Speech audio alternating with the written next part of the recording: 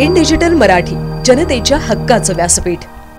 देखिए, मेरा एक पर्सनल कमिटमेंट है और मेरी आदत है कि मैं एक बार किसी से कुछ कमिट करता हूँ तो कभी पीछे नहीं लेता हूँ वो कमिटमेंट। मेरा हमारे जो खासदार हैं, सिटिंग खासदार श्रीकांत शिंदे साहब, मेरा उनसे कमिटमेंट है कि मैं चाहे किसी भी पार्टी में रहूँ, चाहे इंडिपेंडेंट रहूँ, मैं उनके लिए ओपनली उनके साथ उतरूँगा मैदान में।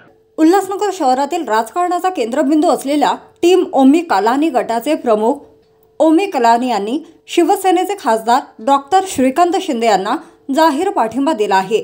सध्या मी राष्ट्रवादीच्या कोणत्याही गटासोबत नसून माझा स्वतंत्र गट असल्याने माझ्या गटाचे लोकसभा निवडणुकीसाठी खासदार डॉक्टर श्रीकांत शिंदे यांना संपूर्ण समर्थन असल्याचे ओमी यांनी सांगितले आहे। त्यामुळे उल्हासनगर शहरात शिंदे गट आणि कालानी यांची नवीन युती भाजपच्या चांगलीच जिव्हारी लागल्याचे चित्र दिसून येत आहे। उल्हासनगर शहराला बेभरवशाच्या राजकारणाचा इतिहास आहे। त्यामुळे विशेषतः गेल्या 5 वर्षात महापौर पदाची खर्ची मिळवण्यासाठी शिवसेना आणि भाजपा या दोन्ही पक्षांना महापौर पदावर बसवण्यात मात्र कालानी गटाने महत्त्वाची भूमिका बजावली होती।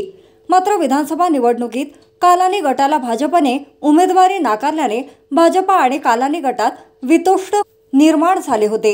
त्यात राज्यात मुख्यमंत्री एकनाथ शिंदे यांची शिवसेना आणि भाजपची युती झाल्यानंतर उल्हासनगरमध्ये सेना आणि भाजपा एकत्र काम करत असले तरीही कालानी गटाने मात्र भाजपापासून फारकत घेत त्यांच्या कामांना आपला विरोध कायम ठेवला।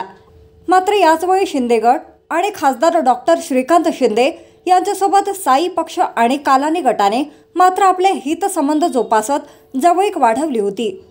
काही दिवसांपूर्वी डॉक्टर श्रीकांत शिंदे हे उल्हासनगर शहरात एका विवाह सोहळ्यात आले होते।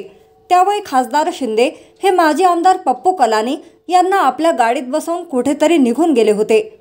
यावेळी बऱ्याच राजकीय विषयावर चर्चा करण्यात आल्याची माहिती सूत्रांनी दिली।